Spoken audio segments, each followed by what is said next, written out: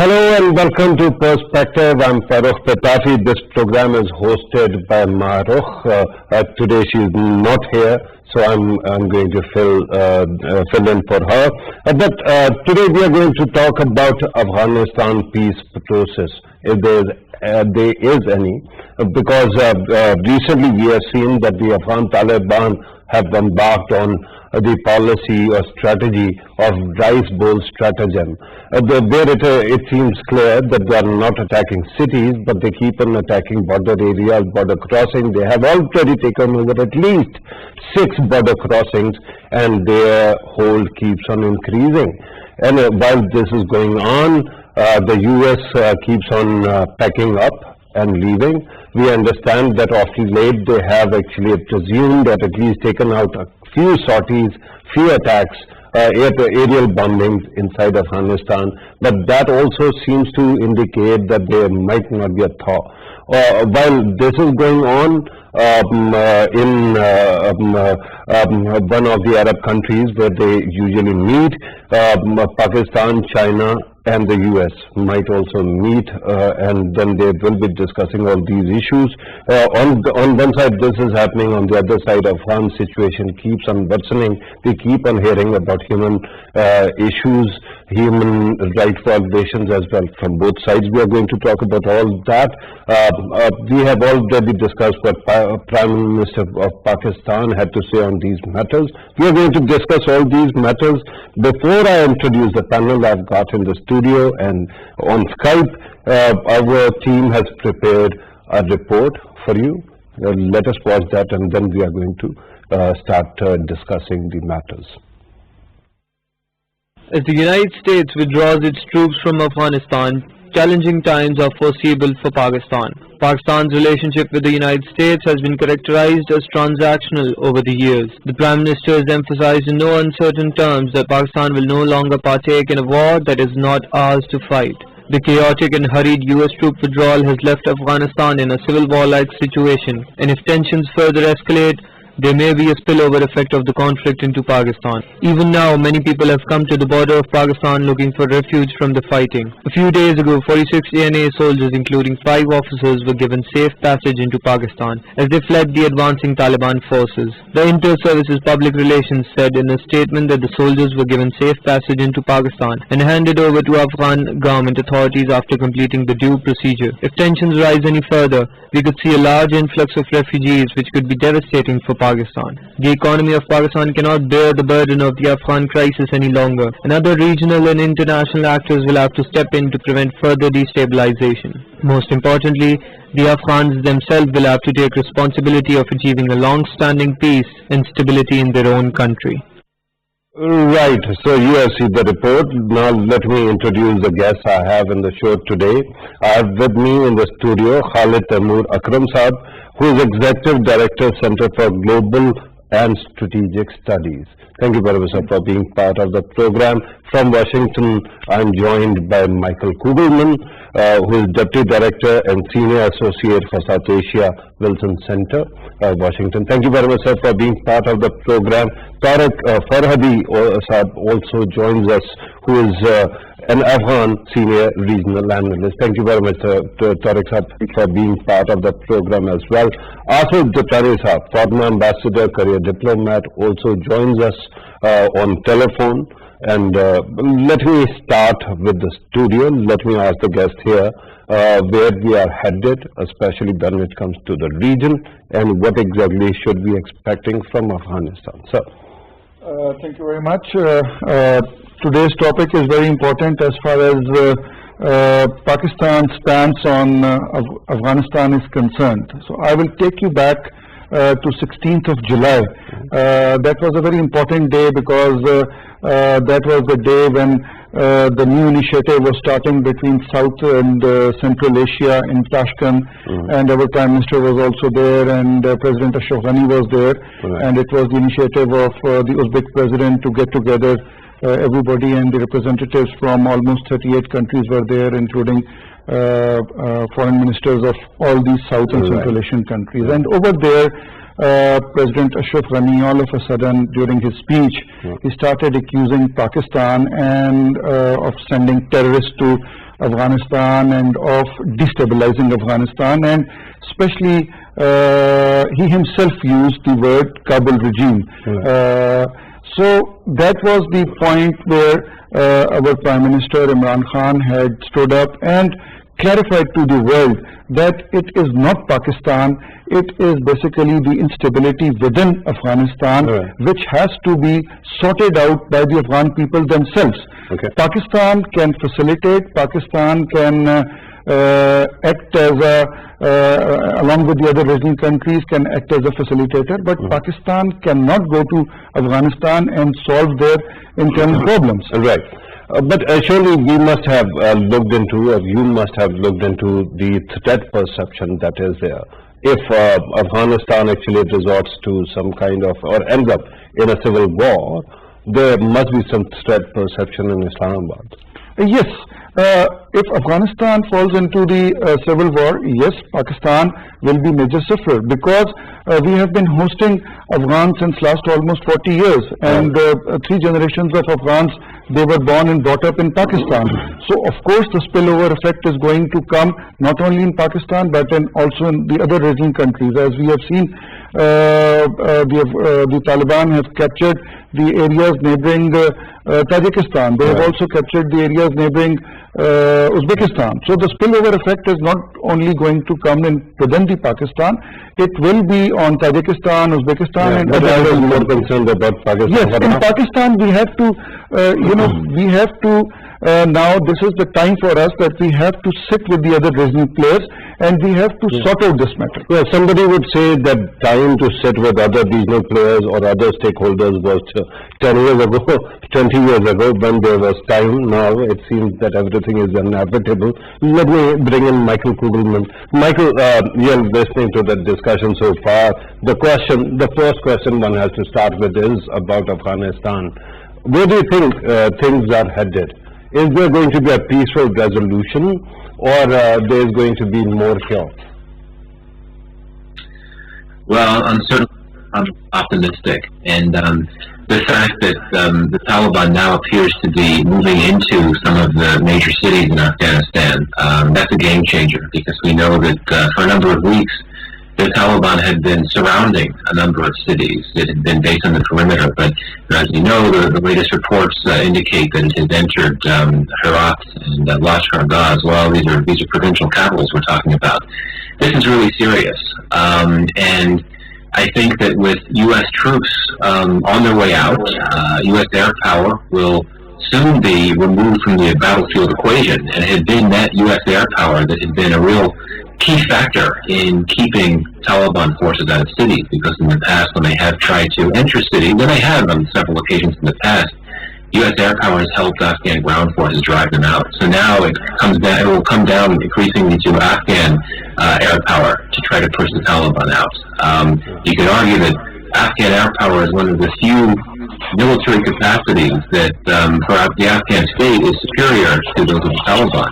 But still, it's very concerning that it's going to come down to the ability of Afghan air power to work with Afghan ground troops to keep the Taliban from seizing these major cities, and I think that bodes very poorly. Some had thought that maybe the Taliban would hold off from entering cities and try to essentially pressure the Afghan state while standing on the perimeters of cities, try to pressure the Afghan state into coming into negotiations and essentially making a lot of concessions to the Taliban for some type of settlement. But it looks now that the Taliban is willing to take things further and move into the city. So to your question of what that means for the peace process, to me it suggests that we should be even more pessimistic than we already were, that there could be any type of progress in the intra-Afghan dialogue anytime soon. Right. Michael, one quick question. Afghanistan might not be very united right now, but are the Taliban? Because it seems that they don't have, after Mullah Ahmad, they don't have the kind of cohesion one was expecting. Is there a possibility that once the US withdraws, they might start fighting among themselves? Well, I'd argue that they may have some factional differences within them, but unfortunately they appear to be a lot more united than the Afghan government at this point. I'll say that. Certainly you have some factions of the Taliban that are much more inclined to support the intra-Afghan dialogue than others. The political office of the Taliban in Doha has been a driving force behind the talks. And certainly the very senior leadership of the Taliban has at least signed off on the idea of negotiations with the Afghan state, just because you've had some very senior Afghan Taliban leaders who have been present in those negotiations, leading the negotiations from the Taliban side. But on the other hand, you have all of these Taliban battlefield commanders who, whenever they're interviewed by the media, which is all the time seemingly, every time they're interviewed, they basically say that we're just waiting to conquer Kabul. So there's a disconnect there in terms of what you're hearing from the battlefield, these commanders that are just ready to push on and move in and conquer the country, whereas the other leaders and the top leadership keep talking about their support, at least rhetorically, for negotiations. So bottom line is, yeah, there could be some differences within the group, but I think that on the whole, it does unfortunately appear to be a pretty coherent, cohesive group. And again, compared to the dysfunction that we're seeing within the Afghan government now, it's much stronger in terms of the Taliban, in terms of its unity. Right. Very important because back when the USSR actually withdrew from Afghanistan, at that time it also seemed that the Afghan Mujahideen were very united, but later on they started fighting among themselves.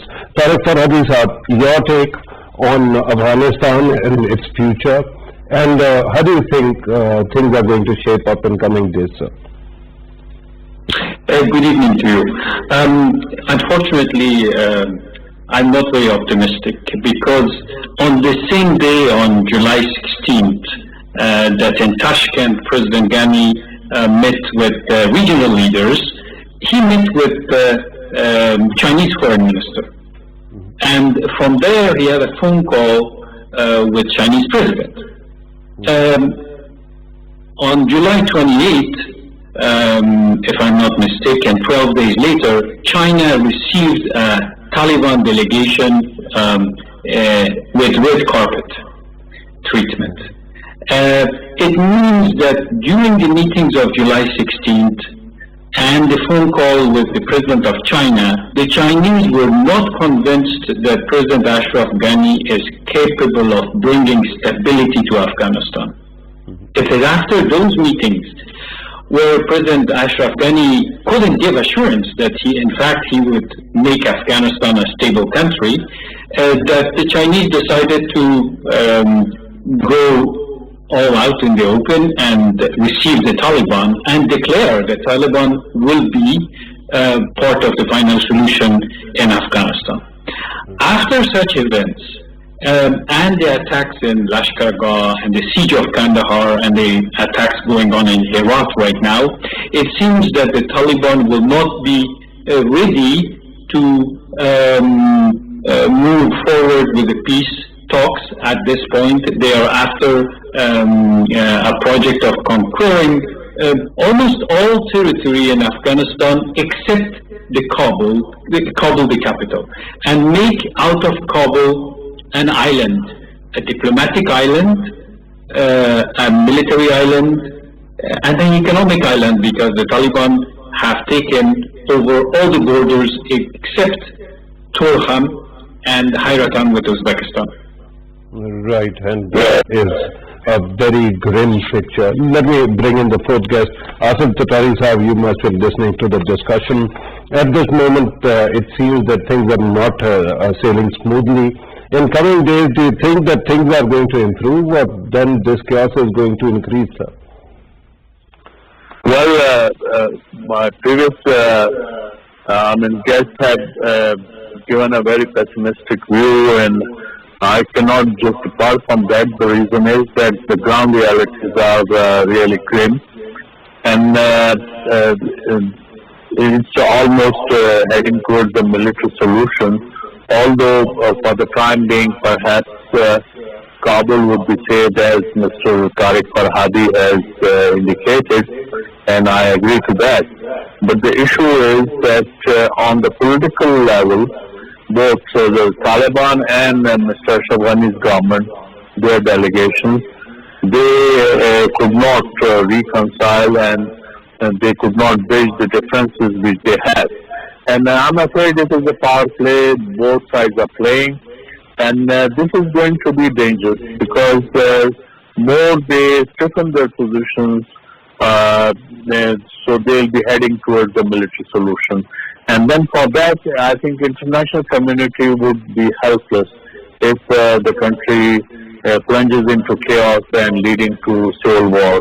Already you see that the people in Kandahar, they are heading towards Kabul. They are facing uncertainties, so they are leaving.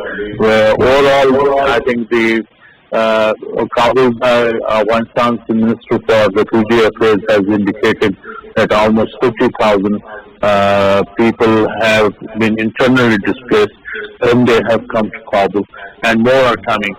So this is not a positive sign, and there is a need for realization among the leadership of Afghanistan, whether they are part of the government or they are outside it or the Taliban.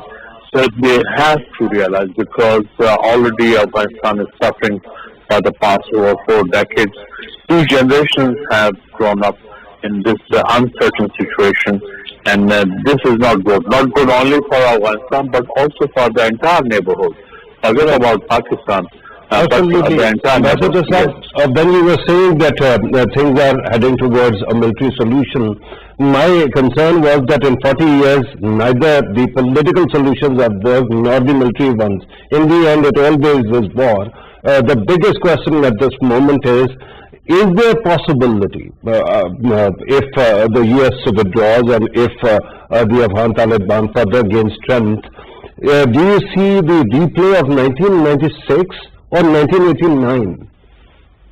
Well, I think it would be the mixture of both, and plus the new realities also.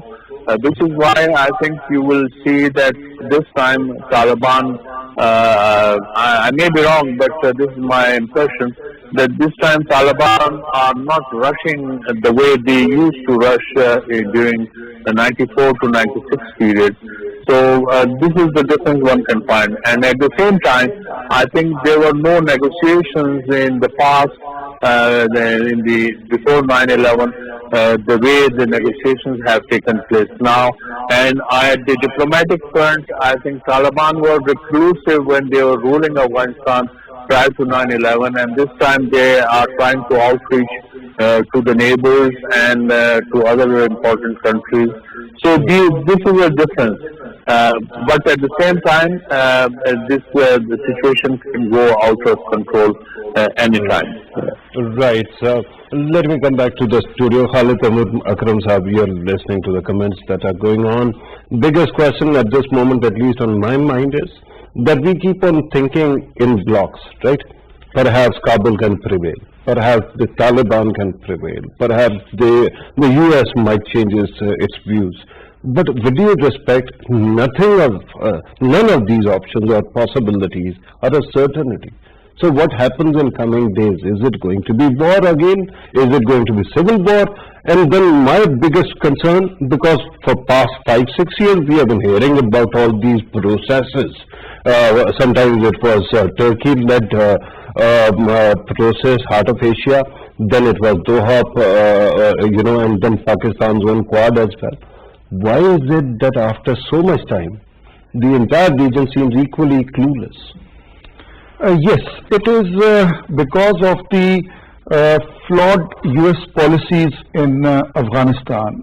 US had been there in Afghanistan since last 20 years, but they have not been able to go to the grassroots level. They have been installing people who do not have the grassroots level following in Afghanistan and support. Okay. Number one. Number two, right now in Afghanistan, Taliban are gaining more and more grounds. These Taliban, mind you, they are not the Taliban of the pre-9/11 Taliban. They are very educated people. They are, this time they are cohesive. They are very educated, so why do they not show it to people that they are educated?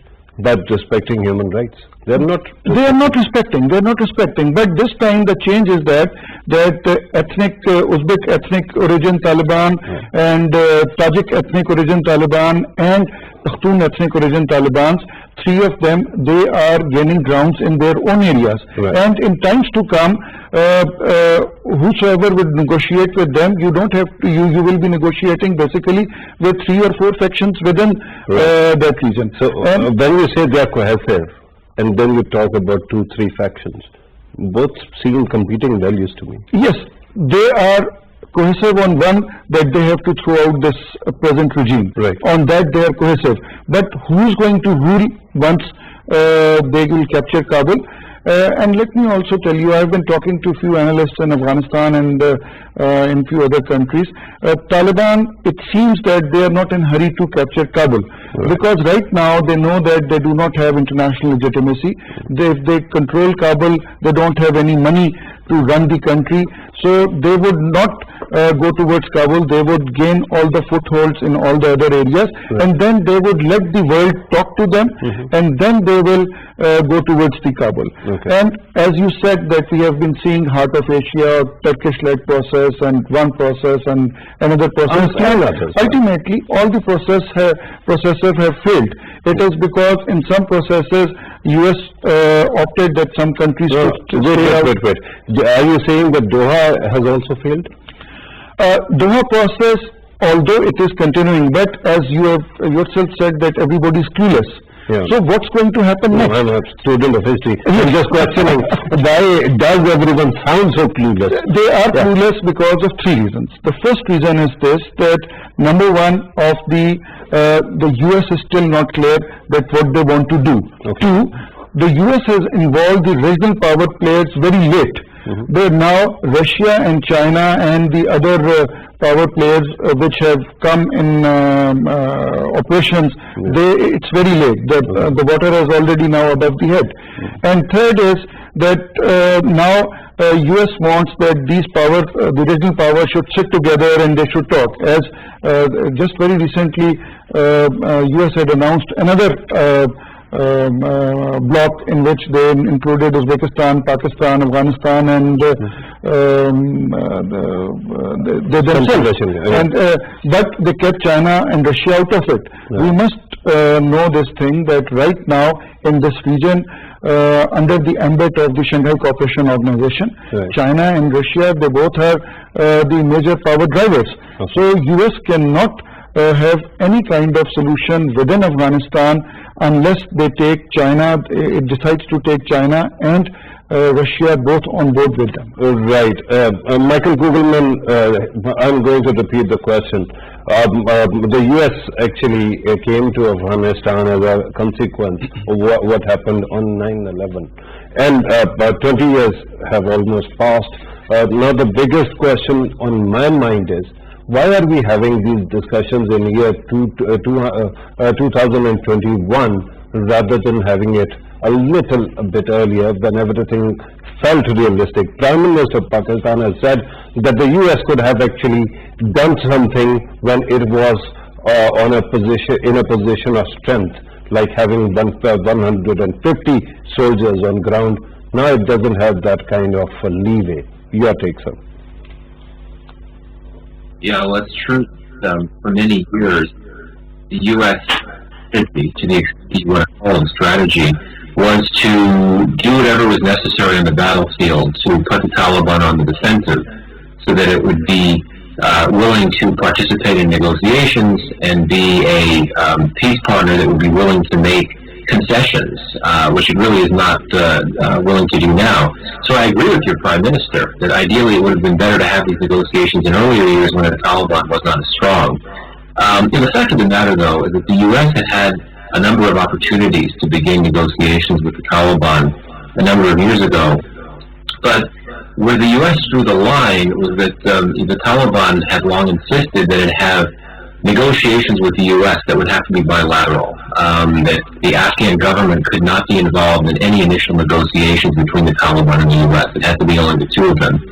And U.S. administrations, including the Obama administration, had said, no, we're not going to negotiate with the Taliban unless Kabul is in the room. But that's where the Trump administration was different. For the first time, President Trump, because of his strong desire to get out of Afghanistan, he was willing to essentially say, okay, that's fine. If Kabul's not going to be in the room, that's okay. We'll still have this bilateral negotiation between the U.S. and the Taliban, and that's what happened. And of course, we saw that that ended up causing all kinds of problems because the U.S., in its negotiations with the Taliban last year, ended up agreeing to a number of concessions to the Taliban that Kabul would have to make, even though Kabul was not involved in those negotiations. So, yes, in an ideal world, you would have had a peace and reconciliation process that began many years earlier, when the U.S. would have been in somewhat of a better position of strength. But the U.S. had its reasons for not wanting to participate because it did not want to be involved in any talks with the Taliban that excluded Kabul. And only when it was too late, over the last few years, when the Taliban was already making so many gains on the battlefield and gaining an upper hand, only then did the U.S. agree to the talks, because of course it wanted to get out, and that's what it comes down to. And President Biden, much like President Trump, wants to get out, and I think that's one of the reasons why he was not willing to change the policy of the Trump administration. Okay. That is important. Not that the U.S. is going to withdraw, it is already withdrawing. The question is, at this moment, are there any red lines left behind that if Afghan Taliban, for example, cross those lines like gross violations of human rights or something like that, is there a possibility that the U.S. might reconsider its policy? Is Afghanistan still relevant in Washington, D.C.? Michael. Well, I think President Biden was very clear when he announced his decision to withdraw. He said that we're going to focus on other priorities, terrorism threats emanating from other areas of the world, strategic rivalry with China, new emerging threats like climate change. And so, no, I think it would take a whole lot to make Washington, D.C. change its mind. I think it believes, the current government believes that it has better or more stronger priorities elsewhere. And so I'm often asked the question, well, U.S. troops are leaving. Might they return under certain circumstances? If the Taliban were to continue to do what it's doing and threaten to take over the whole government, would U.S. troops go back? And I think the answer is no.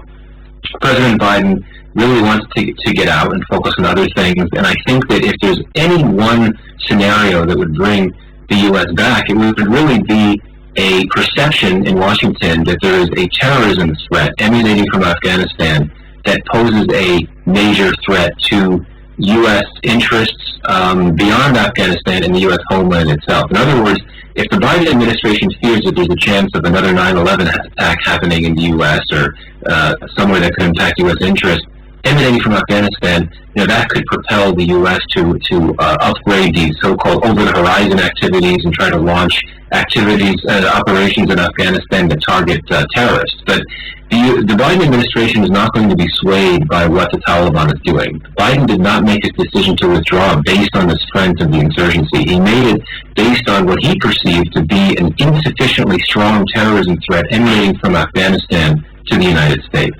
So the only deadline is harboring terrorists in Afghanistan, especially if they actually use Afghan soil against another country like the U.S. And let me go back to Tariq Farrukh sahab. So your take especially, because I want to understand what Kabul might be thinking right now. I understand that the Afghan Taliban kept on, ensuring that there are conditions that they are met, that Kabul is out of the room. But now, Kabul government, can it reach out across the divide? Can we see a lower jirga in coming days where there is a possibility that Afghan Taliban also participate, and there is some kind of consensus on at least ensuring that civilians are not affected by violence? Well, so to answer your question on the lower jirga, it really depends who organizes the lower jirga. If the Ghani team organizes a lower jirga, like they have organized other lower jirgas, and they have organized elections in 2014 and parliamentary elections in 2018 and the presidential elections in 2019, the Taliban will not trust those kinds of lower jirgas, because those are sort of a la carte lower jirgas, and the Taliban will not show up. For a lower jirga, to bring the Taliban, it has to be organized by a third group, neither the Taliban, neither President Ghani's team. It has to be a third group of Afghans who are not involved, who are technocrats, who can organize over a jigger and ask the two sides to sit down and nicely talk to each other. But this eventuality is far from reality. If I may, the regional countries, including the United States, keep telling Kabul, you have to make peace with Taliban. And Kabul keeps organizing to muster support to fight against the Taliban. On Monday, President Ghani is going to speak to the Parliament of Afghanistan, where he will say, probably, we have to fight the Taliban. So these two groups are probably never going to make peace. Right. And you were saying that a third group is needed. Do you see any such group in Afghanistan at this moment who might not be attached to the Afghan government or Afghan Taliban, but might have that kind of sway or influence? Well, yes, the United Nations can select a number of Afghans and propose to the two sides that, look, because you guys are never going to be able to trust each other, and every now and then the Afghan government has asked for a mediator, but Taliban have not even asked for a mediator. They don't believe in a mediator. The United Nations could propose a number of Afghans who would become caretaker to the government for 2 years, within which some sort of elections could be arranged, not presidential elections, because the Taliban don't believe in presidential elections, but sort of parliamentary elections to allow the Taliban also to come into the political fold and be in a parliament and run for a prime ministership or something like that, or somebody who is sympathetic to them could become a prime minister. This is the peaceful solution, but I'm afraid we are not there, because within Kabul right now there are lots of spoilers for peace. A lot of people in 2 decades of $83 billion of American money spent in Afghanistan have stolen a lot of money from fuel, from military equipment, from ghost soldiers' pay. And this is going to continue for another couple of years, because the United States has still promised that for the next 2 years we will still throw money at you. So there's still money to be made by the people who are close to the It seems, Farrukh Saab, that the UN is the right forum to actually take initiative and take leadership here at this moment. Asad Butani Saab, do you agree with this idea? Because the UN has the kind of legitimacy that any other actor, any other group might not have. Especially because right now we are talking about human rights, we are talking about food supplies to cities. They might also be truncated, and there might be a crisis that can actually spill into other countries, including Pakistan. Butani sir. I agree with Mr. Faradi, especially with regard to the role of the UN. Unfortunately, during the past 2 decades, when the American-led NATO forces were in Afghanistan, even if it was under the UN mandate, UN was playing a second fiddle role, and they in fact, they were kept at a distance. While the fact is that Americans did try to have nation building, but they failed because they don't have the experience. If at all, with regard to reconstruction, one qualifies for that, it is the United Nations. Their agencies are there, they are well qualified, and they can deliver. They have done it elsewhere in the world. So in Afghanistan, they have been present for the past 4 decades. So this is something, a very important point. I'm not too sure about United Nations convening a sort of a low jirga or suggesting people who are to be appointed, unless the both sides, Ashraf Ghani and Taliban, they agree to UN's mediatory role. with regard to their future dispensation in Afghanistan. That would be a possibility. But ideally, the neutral Afghan prominent people or technocrats, they should have come together, and they should have in fact formed a group, and they should have persuaded both sides, Taliban and the Ashraf Ghani government, to come together and then agree to a future interim setup led by whosoever they agree.